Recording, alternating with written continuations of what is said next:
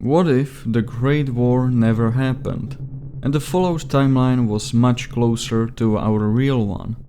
That's Obscurum Pandemic, a total conversion mod focusing on gameplay and struggle for survival, taking place in its own world around the year 2059. Instead of escalated conflict between America and China, or Voltec's weird business plan as shown in the Amazon series, there's something much different. An escaped virus from the secret US labs where cure for Ebola was originally researched. But that was quite a long time ago. Our story begins in a familiar clinic in a totally different place.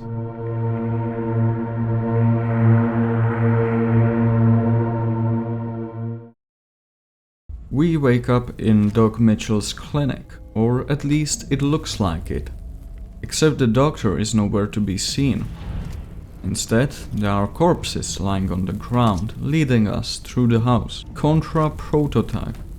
We are also greeted with a message explaining major changes in the gameplay, such as a class system, which I will talk about more in a while. Most of the special attributes were redone and rebalanced, and any other skills than our major ones will start at 0. Because this is an RPG, states the mod offer.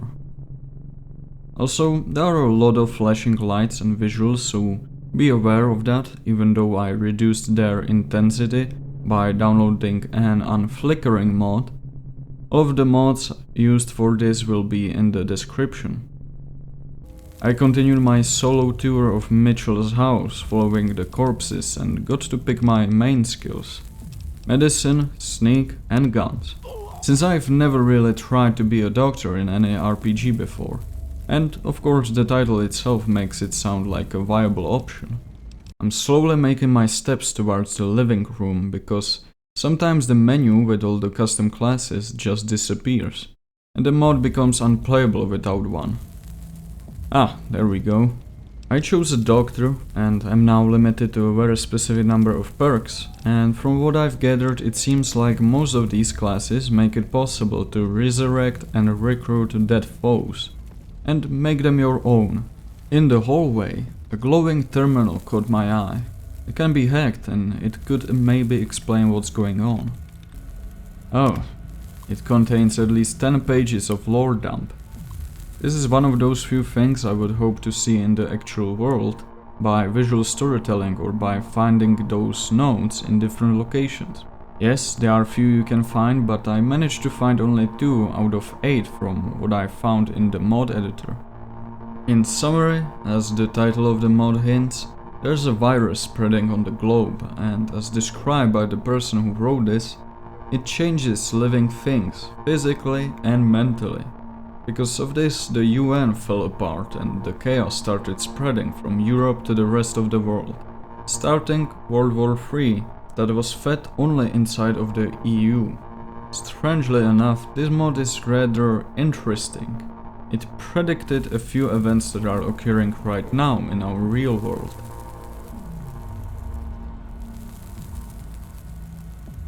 All of these pages feel as if they were written by another survivor like us.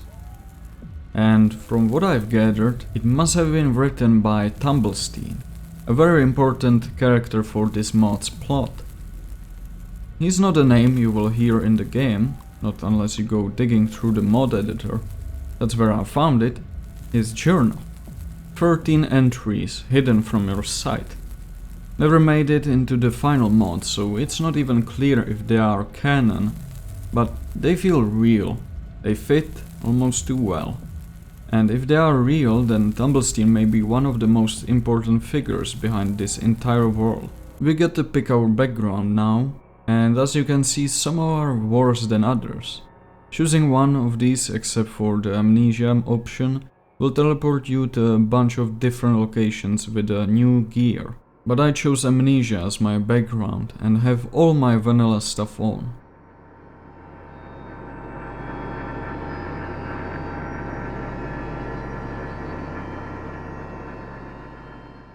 Hopeville, a town where you can find anything but hope. And look, it's those mutants again. Contra prototypes. Who are they anyway? Well, they were part of the government's secret project to assist the CIA and other agencies in action.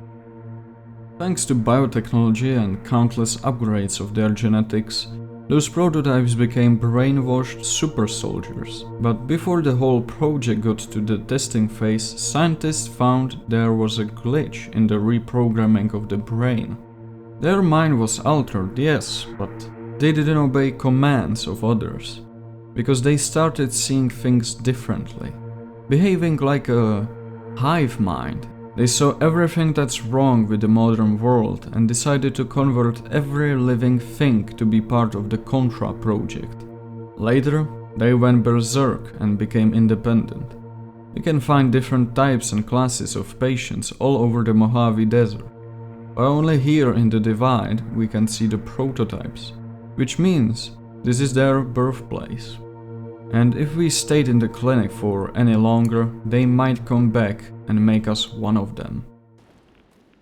After some more scavenging, I decided to look for my way out and found this bunker that should take us back to the Mojave. The tunnels are overrun by prototypes, but I managed to sneak through most of them. And look, it's Eddie. We could activate him and make dealing with enemies much easier.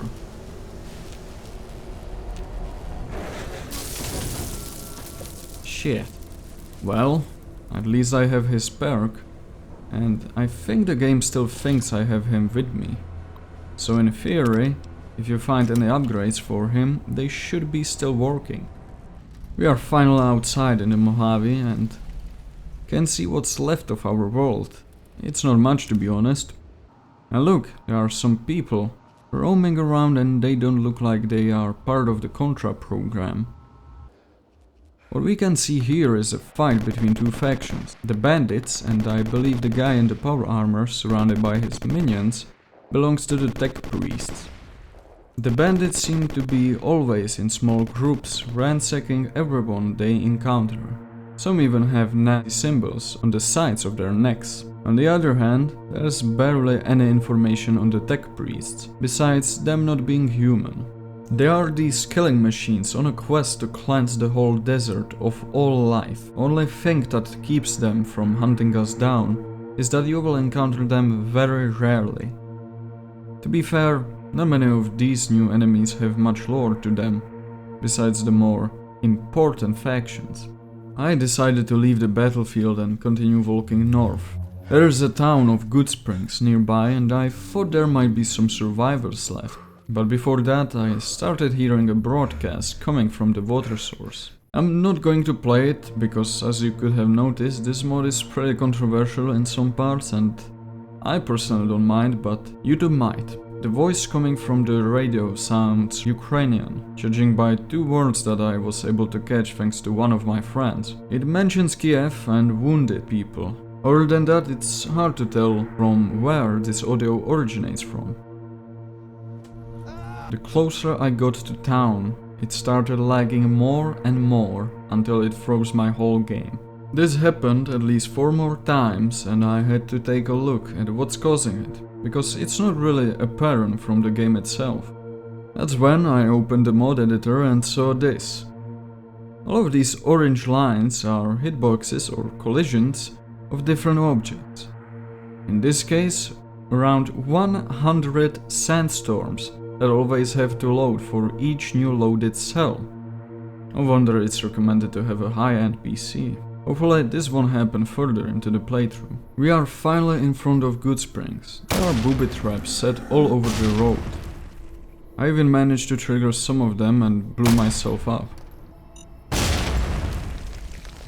The Legion, some marauders and Iron Guard are patrolling the town. I have no idea who this guy is, but he one-shots pretty much everything he sees. Thank you for one of the best armors in this conversion.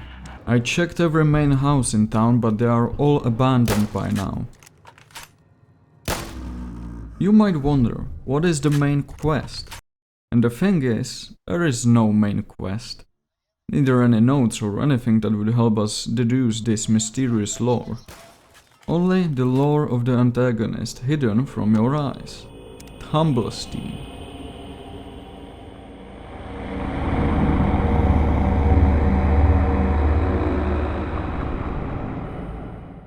In Gek, we can find 13 pages of his personal journal. And in summary, Thumblesteen was part of the medical team which focused on creating a cure for Ebola, and they succeeded. Until an unknown group of soldiers, the writer calls them fascists, they stormed the lab and destroyed all of their progress just because of fear of major geopolitical interests. Two of them were General Hilton and his right hand Diego.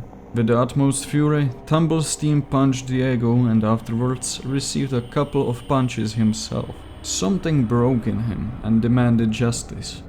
He contacted the press, had a number of different calls, until he was warned by the US Senator.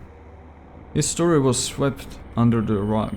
Thumblesteen's spouse, Sedona, plays a much bigger role in his later decisions. One day he returned home and noticed his main door is bust open. After he entered, he noticed two men in suits dragging Sedona out from the house. This whole thing escalated into a proper car chase and ended with Thumblesteen running through the general's office with his car. Later on, he was captured and forced to work on a secret experiment in an underground lab. In the meantime, he schemed his new plan on how to rescue Sedona, that is fortunately in the same facility. He even studied Marxist economics and got inspired by its teachings. Somehow, he managed to contact the USSR, and for some unknown reason, they listened to him and stormed the lab, destroying everything and releasing all kinds of unspeakable horrors to the world. All this was for nothing. Sedona is dead.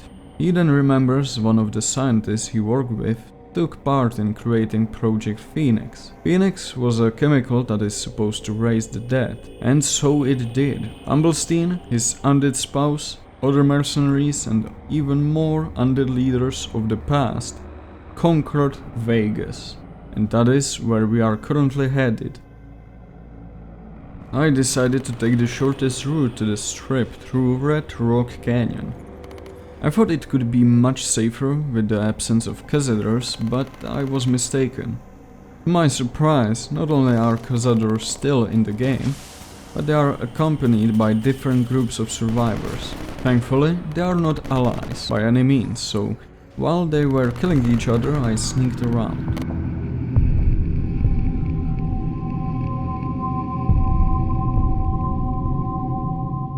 Zombies are roaming the ruins of Vegas, but don't underestimate them.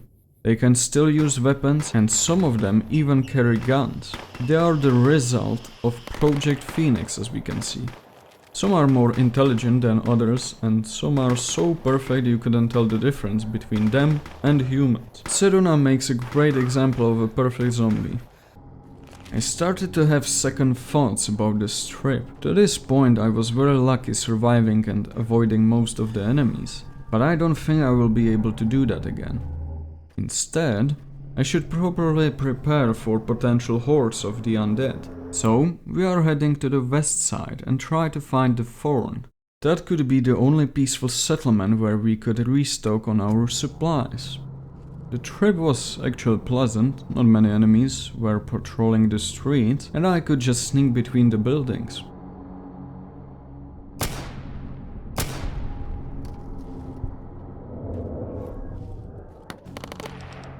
You can't even imagine how much trouble this grenade is going to save us. I finally made it to the sewer hatch and climbed down the ladder. Unbelievable, real safe haven full of traders and friendly survivors. I sold most of my valuable stuff and bought ammo for my silenced pistol and my main rifle. And I think we are ready to take on Vegas. The streets are flooded with desperate scavengers. They left me no choice but to kill them all. The north gate is just a few meters away from us. Wait, what the hell are those? And finally, we enter the strip.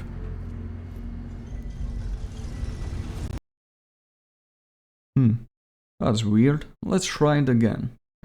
And it crashes again. I looked in every forum, comment or anything to find a fix for this, and only certain people have this problem with the gate. Fortunately, I managed to fix it by turning off the collision and walking behind the gate and then opened it. I know it makes literally zero sense walking past it, but it worked. Alright, so we are finally at the strip and right away attacked by the guards and psychotrons. Since we know Thumblesteen is hiding in his club that is somewhere inside the Ultra Lux. Remember the grenade I was talking about a few minutes ago? We are going to use it to get rid of Thumblesteen. I wonder if I installed the unflickering mode right, but it does seem to be reduced.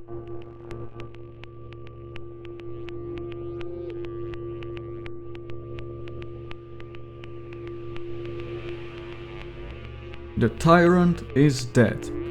Now that Thumblesteen has fallen, you are the Emperor of the Wasteland. You'll find a new addition in your player home. And you haven't found it yet? Here's a hint. It's on a platform in the sea. Keep in mind that you need to build it first. Speak to Crate if you haven't already. Crate can be found at the player home site. At this point we have pretty much beaten the game and there's still a lot to do. We can try now to build ourselves a house at the home site. It's a floating platform in the middle of Lake Mead. It's pretty much the scavenger's platform, but without the shacks. And here's Crate, a literal talking crate. Oh great and mighty Crate, help me build a house. Yeah, I'm not doing that. Behold, this is what you get for scavenging 150 pieces of scrap metal. A shack. You can upgrade it and add some crafting stations to it that are even more expensive. But you also get your own throne room with your own 2 slaves. And as mentioned in the final message, you can now control your units and run the economy of your faction. What? I don't really get this part of the mod and how it should work because it's so user unfriendly. Also, there's a helicopter above our little platform with a note pinned to it. You may be wondering what the helicopter is doing all the way up here. Well, it's here to take you to your very own private island, of course. Unfortunately, the island is still under construction. And you also forgot to hire a pilot. If you want to get there and see it, just type COC Empire Island in the console. And this is the endgame we were supposed to get to, but it was cut from the game. The mod could have ended with you leaving the Mojave, similar to the Dust endings. Overall, on a technical level, this mod is really buggy most of the time, and I wouldn't recommend downloading it unless you own 2 different copies of New Vegas, because it overrides a lot of vanilla assets and makes it impossible to get rid of. The story is interesting, but it's not presented well at all. If I didn't dive into the editor, I wouldn't find the lore behind Thumblesteen, and there's still a lot of things I haven't covered, like the 6 cults and a few other notes or the entirety of the journal itself, because I think it wouldn't be too entertaining to go through every single detail that is, in the end, completely meaningless. So I just summarized the most interesting parts. And some people might not like it because of the edgelord vibe the writing is giving off, even some of these, let's say, rather controversial references. Anyway, all the new assets that they use are generally amazing, with the different armor sets and weapons. I just love discovering and using some new gear. Then we have the NPCs, and most of them are hostile against you, and when you find the friendlier ones, they don't have any new dialogue or anything. You can recruit them or trade with the merchants, and that's about it. There are also big changes to damage multipliers, and the ones for headshot were increased so much that helmets are just aesthetic, and anyone who's hit in the head dies instantly. Since this is the mod offers early work, it's really good for a 4th project. And they even tried to do something similar with Fallout 3, and in that case it was their 2nd mod, according to Nexus. We might check that one out someday, but if you want a hardcore survival experience for New Vegas, there's still one king standing above them all.